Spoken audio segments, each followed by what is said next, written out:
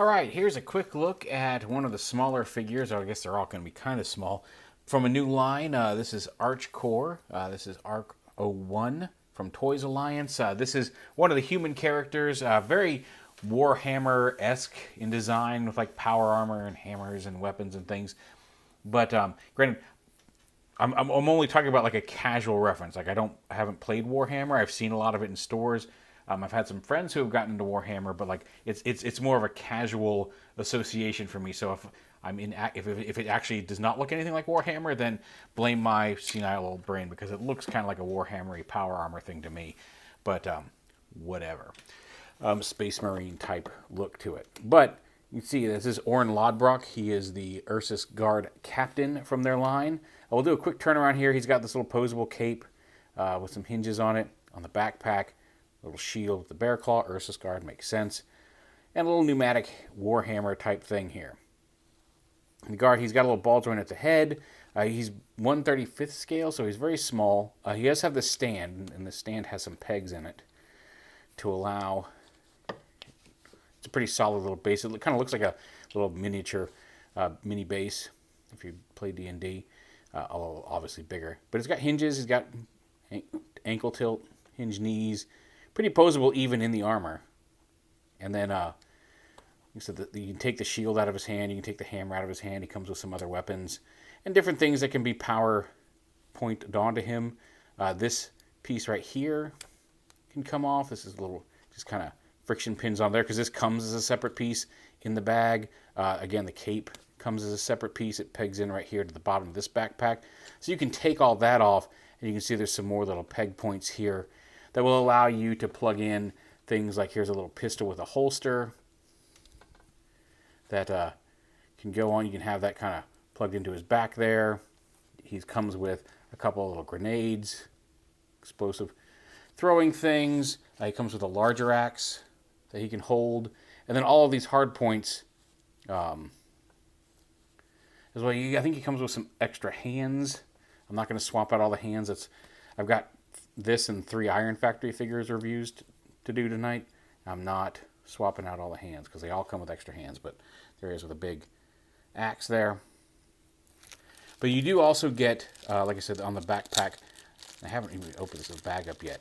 There's a bunch of little arms and clips and things, little clips with pegs and his hands that can go into these various backpack ports, and you can clip on weapons instead of his cape. Personally, I'll probably have him displayed for the most part as you saw him in the middle with the shield and the hammer and the cape. But you have some other pieces and some other options. Part of the reason I got this is just as a initial... Can that stay on under the cape? It looks like it can. There we go. We'll let him keep his pistol under there. A little secret weapon. Anyway, I don't know why I whispered. That's weird. Because he's the first in a line, and there are some other sets that come with some like defensive barricades and things with some smaller figures, other Ursus Guard members.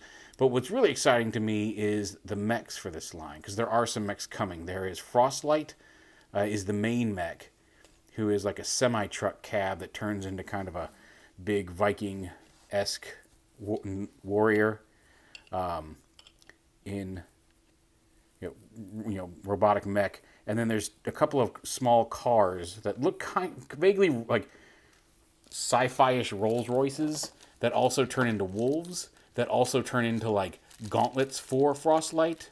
And then there is another piece that has like some small little, not quite Metal Slug-esque cannons that these little characters can man. And all of these come with a different character. Some of the sets come with 2 or 3 soldier regiments. Some of them come with just another single small character like this. And again, just for reference, here he is with since he's already out, the Sharkticon. So, very small.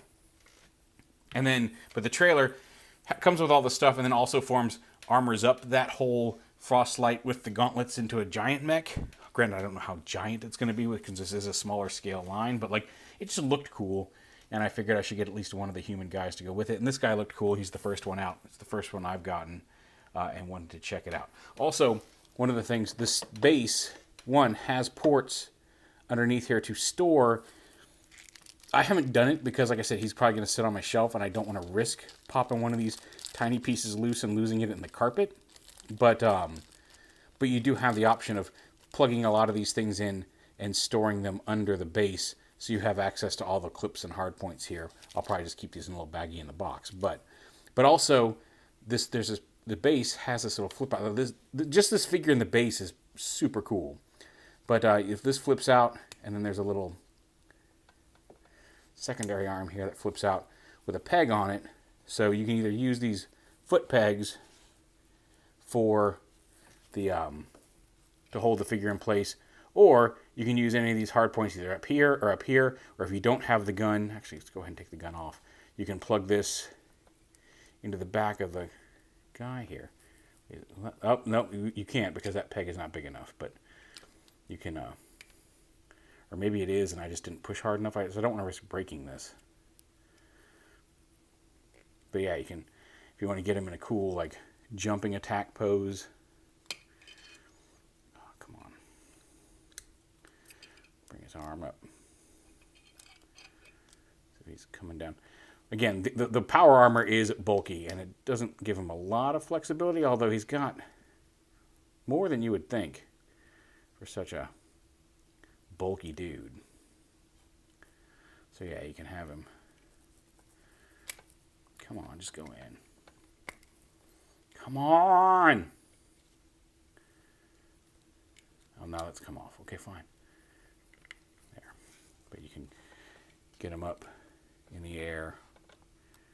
Although, yeah, there we go. Get him like he's looking down. So if you use that hard point, it doesn't get him hugely off of the base, but you can have him in more of an action pose if you want to. And I'm sure there's going to be some ways to get a hard point like lower down so you can get him in a higher jump or whatever on some of these guys. But the fact that like just it has this little flip out arm that just folds up into the base is pretty cool. So yeah, definitely looking forward to, like I said, especially the mechs in the line. And like I said, check them out because like they just look cool. Like a kind of Mad Max-esque semi-truck with a couple of cool little wolf cars. Yeah, I dig it. So anyway, there is ORN LODBROK, Ursus Guard Commander from the new Archecore line from Toys Alliance. Looking forward to seeing how this one plays out. Is he in focus? I can't tell. But let's just make sure. But there he is. Like I said, a small little line. I don't know. I think the individual guys like this are $35, which is, considering everything you get and the detail they've put into it, about not ridiculous in today's market for third party, or not like third party, but like, you know, independent companies, characters this size.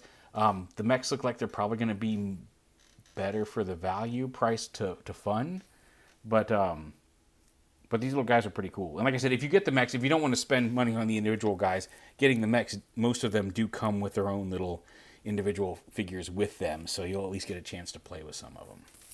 But there is ORN LODBROK, Ursus Guard Captain from the Archecore line, ARC-01, and I'm looking forward to seeing where the line goes.